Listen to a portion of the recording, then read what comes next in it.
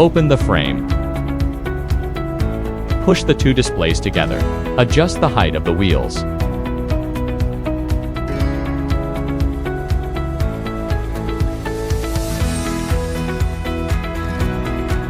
Ensure that the height of the two displays is consistent.